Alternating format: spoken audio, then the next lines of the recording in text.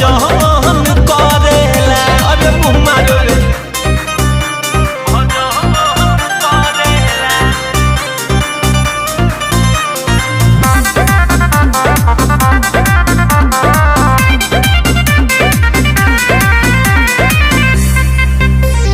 करेला उ जादू मंत्र कोरावा सुता के, झाड़ फूक ना करे कबो दियावा बुता के।